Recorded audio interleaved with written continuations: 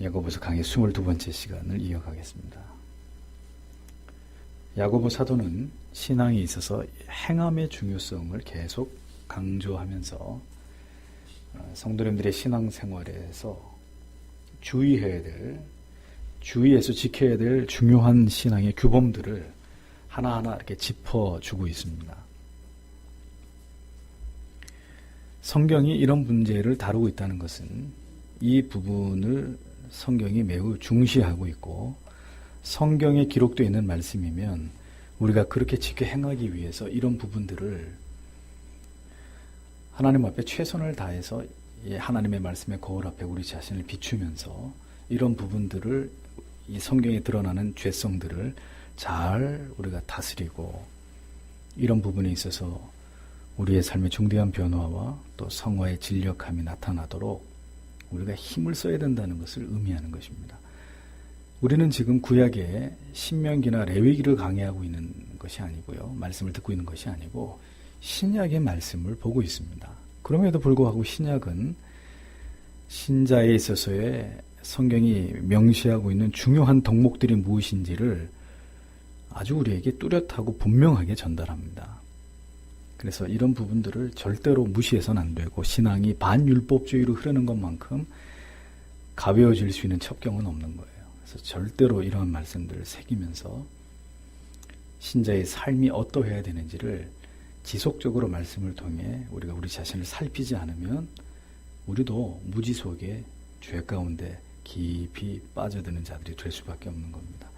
오늘 본문에서 성도들이 서로를 향해서 비방하거나 판단하지 말아야 될 것을 말씀합니다. 지나간 시간들 속에서 참으로 목사의 마음에 깊은 멍으로 남아있는 것은요. 왜 그렇게도 많은 말들로 한 교회를 다니시는 성도님들이 이 서로에게 쉽게 지워지지 않는 그런 상처를 주었을까 하는 점입니다. 참 분당에서는 그런 일이 참 그렇게 제 기억에 그런 일 때문에 제가 그렇게 괴로웠던 경우들이 많지 않았었는데 회원교회에서 사역을 하는 동안에 무성한 말들로 인해서 참 많이 힘든 시간을 보냈습니다. 왜 그런 일이 있을까요? 결국 예수 그리스도의 십자가에 대한 사랑과 그 은혜의 감격이 이렇게 소멸되게 되면은 즉 하나님 앞에서의 어떤 하나님을 두려워하는 그런 경외심이 실종되게 되면 신자라 할지라도 결국은 자기의 혀를 제어하지 못하게 되고 그 결과 하나님께서 보시기에 수많은 죄악을 범할 수밖에 없는 그런 존재들이 될 뿐이라는 것을 깨닫습니다.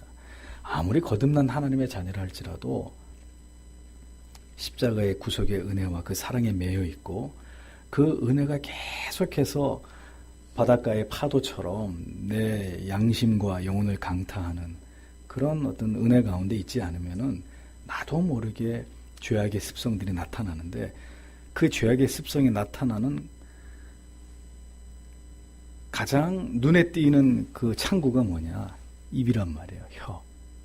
입을 통해서 은혜가 충만한 사람은 그 입을 통해서 그 은혜가 충만함이 나타나고요. 은혜가 고갈된 사람은 역시 또 마찬가지로 가장 먼저 그의 언어에서 그의 은혜가 모두 고갈됐다는 게 분명히 표가 나게 되어 있습니다. 그래서 오늘 이 성경의 말씀도 성경이 이렇게 말씀하는 것도요. 우리가 은혜로 충만할 때를 두고 하시는 말씀이라고 보기보다는 우리가 하나님께로부터 멀어져서 우리 자신의 영혼이 어두워져 있는 때를 염두해서 우리에게 주시는 말씀으로 그렇게 이해할 필요가 있습니다. 하나님의 은혜는 언제든지 하나님의 크신 사랑과 진리의 깨달음 안에서 자신을 깊이 돌아보게 합니다. 그래서 우리가 가장 큰 은혜를 받을수록에 언제나 우리는 다른 어느 누가 아니라 다른 어느 누구가 우리의 관심의 대상이 되지 않고 우리가 하나님의 말씀을 통해 가장 큰 은혜를 누리고 있는 그 순간은 어느 누구에 대해서 다른 사람에 대해서 관심이 가지 않고요. 어떻게 됩니까? 내 자신의 영혼의 상태에 대해서 매우 깊은 관심을 갖게 되고 그렇게 내 자신의 영혼의 깊은 부분까지 들여다보면서 내 안에 아직도 이렇게 많은 죄들이 잔존하고 있다는 것에 대해서 거기에 집중하게 됩니다. 그래서 그 충만한 은혜가 나를 내 속에 더 깊은 부분까지 예리하게 보게 하는 것을 통해서 힘이 내 영혼의 죄로 인해서 고통스러워하게 되고 거룩한 고뇌에 가득 차게 만드는 그런 시간을 우리에게 부여합니다. 어떨 때요? 여러분들이 은혜가 충만하실 때요. 그래서 다른 사람이 뭐 잘하고 못하고가 절대로 나의 관심 안에 들어오지 못하도록, 오로지 내 관심은 지금도 하나님 앞에서 너무나 추악하고 부족하기 이를 데 없는 나. 예? 이 내가 도대체 하나님 앞에 어떻게 살아야 되느냐. 이 중대한 문제에 대한 고뇌에 묶여 있게 된다는 겁니다. 그 거룩한 근심이 날마다 그래서 십자가를 붙들고 그 위대하신 속죄의 은총 아래서 날마다 나를 조아리게 하는 그런 삶을 살아갈 동기를 부여해 주는 거예요. 그러니까 은혜가 깊으면 깊을수록 입이 점점 무거워지고 침묵하게 되고 언제나 겸손하게 되고 언제나 나를 들여다보면서 주여 나는 죄인입니다. 이러한 정서가 그 사람을 지배하게 되는 것입니다.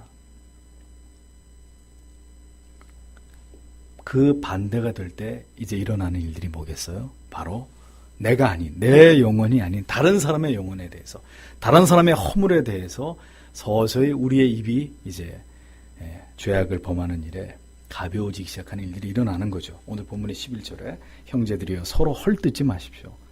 자기 형제들을 헐뜯거나 심판하는 자는 율법을 헐뜯거나 심판하는 것입니다. 만약 율법을 심판하면 여러분은 율법을 행하는 사람이 아니라 심판자가 됩니다. 자, 직역을 하면 이런 의미가 됩니다. 믿음 안에 있는 한 성도들끼리 서로를 향해서 비난하고 욕하고 험담하는 것은 성경이 엄히 금하고 있는 죄악 중에 하나라는 것을 기억하실 필요가 있습니다.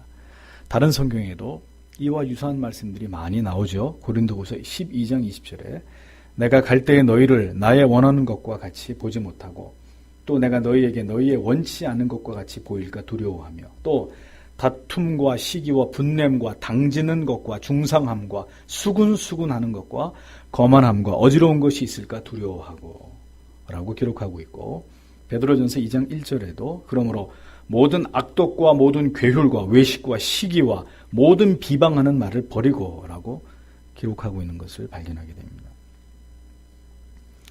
그러니까 성경은 성도에게 철저하게 금해야 될 말이 바로 믿음의 지체들끼리 서로를 비방하고 욕하는 것이다 라는 것을 분명하게 명시합니다.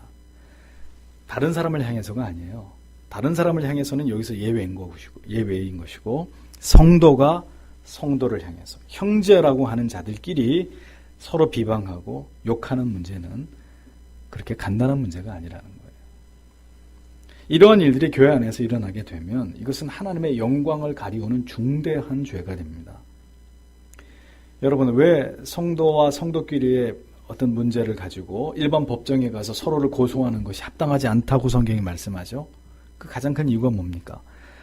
그렇게 하면 이는 전지전능하신 하나님이 성도 간의 분쟁의 문제도 해결할 수 없을 만큼 무능하신 신으로 세상에 비춰질 수 있는 문제이기 때문입니다.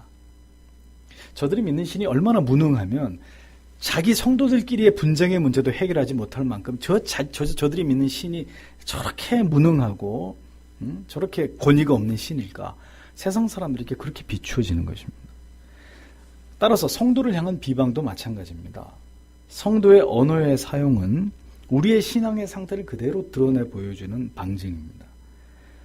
앞에서 말씀드린 대로 은혜가 충만하면 우리의 혀는 유순하게 되어 있고요. 부드럽게 되어 있고 침묵을 도모하게 되어 있지만 은혜가 고갈되고 심령이 척박해지면은 우리의 혀가 어떻게 됩니까? 굳어집니다.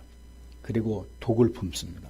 그리고 마침내 악을 쏟아내고 특별히 다른 지체들에 대한 험담과 비방의 이런 저주스러운 말들이 거침없이 입에서 쏟아져 나오는 또 그런 말들이 입에서 떠나지 않는 고질적인 악을 행하게 되는 거예요. 그래서 어느 한순간 나도 모르게 악의 없이 어떤 사람을 비방한 것과 그저 모이면 쑥덕거리면서 다른 지체들을 비방하고 욕하고 모략하는 것은 본질적으로 다른 죄예요. 그래서 이런 죄는 고질적인 죄로 깊이 공동체 안에 기생하게 된다는 것에 있어서 심각성이 있는 것입니다. 한번 이런 죄의 맛을 딱 들여버리면은 계속해서 교회 안에 이러한 문제들이 또 다른 죄악들을 만들어내면서 거기서 좀처럼 벗어나지 못하는 그런 폐단을 보게 되는 것입니다. 입만 열면 성도들을 비난하고 비방하는 사람들 종종 보지만 문제는 그런 분들 가운데 대부분들이 오래 신앙생활을 하신 분들이라는 거예요. 그리고 심지어 그들 가운데는 직분자들도 있습니다.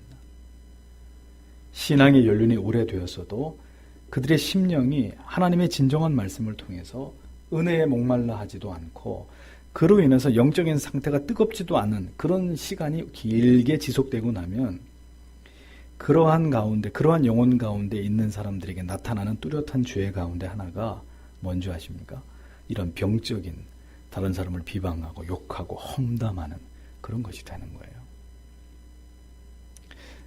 신약 성경을 잘 보면 사도가 계속해서 교회들마다 이 성도들이 당을 짓는 문제, 수군거리는 문제, 중상모략하는 문제, 성도들끼리 그래서 대립하거나 갈등하는 이런 문제들을 다루면서 그렇게 하지 말라고 계속해서 말씀으로 권면하는 말씀들이 바울 서신서의 전편에 나타나고 있는 것을 보게 됩니다. 고질적인 죄거든요. 교회 안에서 쉽게 발견되는. 무엇보다 두려운 일은요, 이렇게 형제를 향해 비방하는 사람들을 가까이 하게 되면 은연중에 함께 입을 섞어서 죄를 범하는데 동참하게 되고 우리도 그런 모습을 닮아가게 된다는 것입니다. 그래서 결국은 교회 안에 당과 파가 나뉘어지는 일들이 자연스럽게 일어나. 누구파, 누구 당 이렇게 해서 서로를 비방하면서 서로를 욕하는 이런 일들이 아주 교회에 자연스럽게 일어나요. 자, 여러분들이 다니셨던 교회 가운데 이 문제에서 자유한 교회 보셨습니까? 거의 없을 거예요, 아마. 모든 교회들이 바로 이러한 죄 가운데 깊이 몸담고 있으면서도 전혀 그걸 부끄러워하지도 않고 그게 하나님 앞에 심각한 죄가 된다는 자각도 하지 못하면서 그러면서 신앙생활들 하시잖아요. 이렇게 되면 그 교회와 성도님들은 영적으로 생명이 끝났다고 봐야 되는 것입니다. 이렇게 서로를 비방하고 욕하고 시기하고 미워하고 질투하는 것은 절대로 성령이 머무시지 않아요. 고질적으로 이러한 문제들에서 벗어나지 못하는 사람은 심지어는 그가 진실로 회심한 자일까라는 부분까지 의심할 수밖에 없는 그런 중대한 문제가 되는 것입니다. 형제를 향한 비방과 시기하는 자들의 마음에는 그 시기하는 마음, 질투하는 마음에는 어떤 본성이 자리 잡고 있냐면은 자신이 더 우월하다고 느끼는 이런 어떤 자고의 어떤 욕망이 있는 거죠. 자기 스스로를 높이고 내가 그들보다 더 우월하다고 생각하는 자만이 자리 잡고 있는 것입니다. 그 마음이 결국은 추악한 악을 부르는 것이죠. 성경은 형제를 향해서 비방하거나 판단하는 것을 금하고 있고 이러한 문제를 어떻게 간주하는가 하면 형제를 향한 비방과 판단은 곧 하나님의 율법을 향한 비방과 판단이라고까지 이 죄를 확대해서 중요하게 다루고 있습니다. 우리가 형제를 향해서 비방하고 심판한다. 그것은 곧 하나님의 율법을 내가 지금 심판하고 있고 하나님의 율법이 잘못됐다고 비방하고 있는 것과 같은 죄를 짓는 것이라고 성경은 얘기합니다. 율법은 가장 완전한 법이고 판단의 기초죠. 그런데 이 율법을 다 지키거나 율법의 의미를 다 알지도 못하는 자가 뭘 가지고 지금 누구를 판단하고 자신이 율법 앞에서 얼마나 완전하다고 다른 지체를 비방한다는 것이냐 하고 성경이 우리에게 반문하는 거예요. 따라서 형제를 향한 비방이나 판단은 모두 율법을 향한 비방과 판단으로 간주하겠다는 것이 성경의 입장입니다. 성경은 오직 형제를 내 몸처럼 사랑하라고 말씀하고 있을 뿐이죠. 형제의 잘못과 죄를 보거든 그를 위해 기도하면서 권면하고 그리고 책망하고 그러니까 대놓고 책망하고 훈계하는 것은 옳아요. 돌아서서 그 사람에 대해서 비방하고 이건 아니라는 거예요. 성경은. 그 하나님이 허락하시지 않는 명백한 죄가 된다고 성경은 말씀하는 거죠. 보지 말아야 될 걸 보고 듣지 말아야 될 것들을 많이 듣게 된 지난 시간은 이런 의미에서 사실 우리의 신앙에 막대한 손실이고 손해가 아닐 수 없습니다. 안 봐도 되는 걸 보고 굳이 듣지 않아도 될 다른 사람의 이야기들을 우리가 이렇게 들으면서 그런 시간들을 보냈다는 것은 참 우리한테 막대한 손실이 아닐 수 없어요. 저는 결단코 우리 교회와 공동체가 이후로도 그런 죄를 범하는 일이 없도록 노력하는 저희 모두가 되어야 된다고 생각합니다. 보십시오. 형제를 향한 비방과 판단을 금하고 있지만 성경에 근거해서 죄와 악이나 진리에 대한 오류에 대해서조차도 어떤 비판과 논쟁을 성경이 전면적으로 금하고 있다는 것은 아니라는 것을 여러분들은 또 기억하셔야 될 필요가 있습니다. 죄가 없는 선한 형제를 향해서 비방하고 판단하고 이렇게 하는 것은 중대한 죄가 되나? 보세요. 진리를 거스립니다. 진리를 왜곡시킵니다. 진리를 변질시킵니다. 계속 자기 죄를 합리화하면서 회개하지 않습니다. 자, 이런 문제는 어떻게 다뤄야 됩니까? 이것은 하나님의 말씀을 가지고 정확하게 건강하게 비판하는 거예요. 지금 그대가 행하는 이 일이 하나님의 말씀이 비춰보아서 이렇게 잘못된 게 아닙니까? 왜 당신은 불의를 의라고 얘기합니까? 죄가 아니라고 합리화하고 있습니까? 그러한 시도들에 대해서 각을 세워서 어떤 면에서는 우리는 논쟁해야 되고요.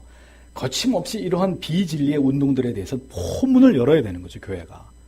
그것은 성경적이지 않소라고 우리가 과거에 그랬던 것처럼 WCC의 문제나 동성연애의 문제나 이 중요한 어떤 종교적 이슈에 대해서 옳은 건 옳고 아닌 건 아니라고, 아닌 것을 옳다고 우기는 사람들한테는 말씀의 비수를 꽂아가지고 그들로 하여금 자신들이 잘못됐다는 걸 깨닫게 해야 될 의무 또한 있는 거예요. 그러니까 성경은 모든 비난, 비판을 다 금하고 있는 것은 결코 아닙니다. 성경은 다만 올바른 진리를 믿고 따라가는 형제에 대해서만 절대로 비방하거나 판단하지 말라는 거죠. 이렇게 타락하고 악한 시대에 변질되어 가고 있는 많은 교회와 잘못된 신학에 대해서도 우리가 함구하고 아무 소리를 안 하면 어떻게 됩니까? 진리가 비진리에 묻혀버리게 되는 것이고 우매한 많은 영혼들이 그 비진리를 쫓아서 잘못된 길로 갈 거 아니에요. 왜 그러면 과거의 기독교 역사 속에 그 많은 논쟁과 어떤 그 종교적인 재판이 있었습니까? 진리를 바로 세우고 변증하고 악은 악으로 규정해서 축출하고 도려내고 비판하고 올바르게 하나님의 말씀을 가지고 심판하기 위해서 그런 역사가 존재했던 거 아니겠습니까? 그러니까 필요한 부분이 있고 절대로 그렇게 해서는 안 되는 부분이 있는 거죠. 이것을 여러분들이 잘 이해하셔야 될 필요가 있습니다. 불신 세상이나 비진리에 물든 비성경적인 교회들까지 비방이나 판단하지 말라는 말씀에 포함되지는 않습니다. 그랬다면 천주교에서 개신교가 분리될 수도 없었을 것이고 이단들의 논쟁에서 진리가 승리할 수도 없었겠죠. 세상에서는 한마디도 못하고 주눅이 들어있는 사람들이 교회 안에 들어와서 되지도 않는 논리와 무지함으로 막 비방하고 헐뜯고 깎아내리고 이런 거 보면 참 불쌍하기 그지없습니다. 믿음의 지체들을 판단하고 비방하면 그 율법에 대한 도전이 되는 것이고요. 그렇게 되면 우리는 우리 자신을 율법의 준행자가 아니라 심판자의 자리에 우리 스스로를 두게 되는 것이다. 성경은 분명하게 말씀합니다. 형제를 사랑하라고 하신 가장 위대한 계명까지도 무시해버리고 내가 그 위에 군림하겠다고 하는 것이니 당연히 율법의 재판관 자리에 앉는 것이 아니고 무엇이냐라고 성경이 반문하는 거죠. 그래서 여러분 언제나 두려운 마음으로 우리의 신학이나 교리적 지식이 첫째는 우리 자신의 신앙을 면밀히 분석하고 우리 자신을 먼저 점검하는 기준이 되게 해야 합니다. 그 다음은 진리를 훼손하고 왜곡시키고 변질시키려고 하는 자들의 목을 겨누는 칼날이 되게 해야 되는 거죠. 그리고 절대로 금해야 될 것은 믿음의 지체들을 비방하는 일. 나의 믿음의 정도와 그의 믿음의 정도가 아직 다르다고 해서 그를 비방하고 판단하는 일은 엄히 금하고 진리의 사자후를 바라면서 비진리의 무리들과 싸워야 되는 일이 있어서는 비판의 날을 더 날카롭게 세워가지고 예? 누구도 맞서지 못할 만큼. 그래서 제가 페이스북에다가 지체들 보라고 그 영상 올려놓은 거 아니에요? 예? 180도라는 미국의 유명한 그 프로그램에 그 유대인이 아주 기가 막힌 논리와 그 변증력을 가지고 무신론자들이나 진화론자들이나 낙태를 주장하는 사람들을 무참하게 깔아뭉개잖아요. 보셨습니까? 아주 통쾌한 논리를 가지고 무슨 생물학 이런 거 전공한 교수까지 코를 납작하게 만들어 버리잖아요. 그런 걸 배우라는 거예요. 그런 날이 선 논리를 배우고 어떻게 저 무신론자들을 진리로 굴복시킬 수 있는지를 물론 성령이 하시죠. 성령이 하시지만 로이드 존스가 말했잖아요. 불붙는 논리가 있어야 된다고 예수 믿는 사람들에게. 예? 필요한 것입니다.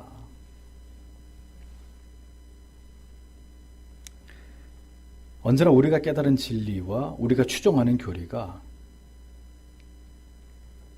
언제나 우리 자신을 하나님 앞에 바로 세우는데 올바른 도구와 수단이 될 수 있기를 늘 기도하는 우리가 되어야 됩니다. 그리고 그 두 번째 그 진리와 교리의 용도는 그 진리와 교리를 도전하는 자들을 물리치기 위한 그런 또 용도가 되는 것이죠. 형제를 비방하는 죄는 우리가 생각하는 것보다 훨씬 더 엄중하다는 것을 발견합니다. 12절을 보십시오. 오직 한 분이 율법 수여자이시고 심판자이시며 그분은 구원하실 수 있고 멸망시키실 수도 있습니다. 그런데 당신은 누구이기에 이웃을 심판합니까?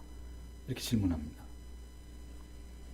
믿음의 지체들을 향한 비방과 판단은 율법을 심판하고 비방하는 것과 같다고 말씀드렸습니다. 나아가서 유일한 그 법을 만드신 자요 판단자가 되시는 하나님의 자리를 내가 넘보는 것과 같이 하나님은 이 문제를 이렇게 중대하게 절대로 가볍게 보시지 않는다는 것을 성경은 우리에게 말씀하고 있습니다. 오직 하나님만이 홀로 의로우시고 완전하신 분이시다. 그분이 곧 법이요. 법은 곧 하나님 자신이시다. 하나님께만이 영혼을 구원에 이르게 할 능력과 심지어 멸망에 이르게 할 권한까지 있으시다고 성경은 말씀합니다. 그러니까 구원과 멸망에 이르게 할 능력과 권세도 없는 하찮은 죄인들이 누가 누구를 판단하고 비방할 수 있는 것인지 성경은 우리의 위치가 어딘지를 분명하게 직시하라고 얘기하는 거예요. 다 타락한 죄인들이 아니냐. 너희가 법을 만들었느냐? 너희가 법을 가지고 심판을 하느냐? 그런데 어찌 다른 사람을, 그것도 형제를, 그리스도의 보혈을 나눈 지체들을 비방하고 판단하겠다는 말이냐라고 말씀합니다. 너희가 하나님의 자리까지 오르겠다는 것이냐? 성경이 이렇게까지 형제를 비방한 거에 대해서 중요하게 다루고 있다는 거죠. 엄중히 다루고 있다는 겁니다.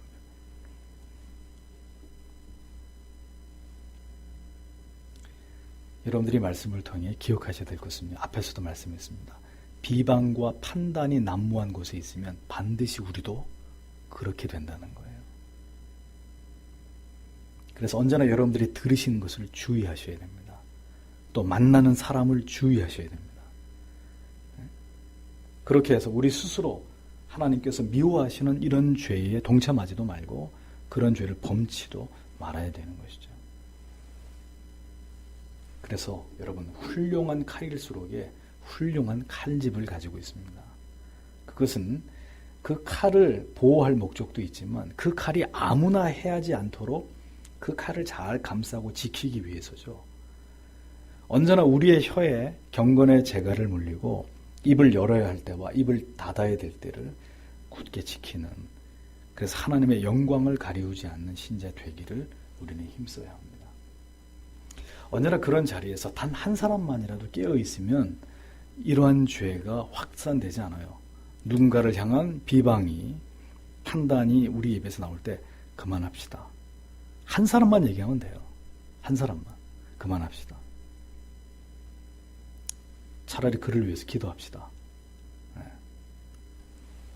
물론 어떤 차원에서는 그런 부분들이 정말 하나님 앞에서 우리가 정말 무엇이 옳은지를 이야기하기 위해서 부득이 이야기해야 될 때도 있습니다. 그런 제한적인 거예요. 극히 제한적인 것이고 그것을 보편화시켜서는 안 되는 겁니다.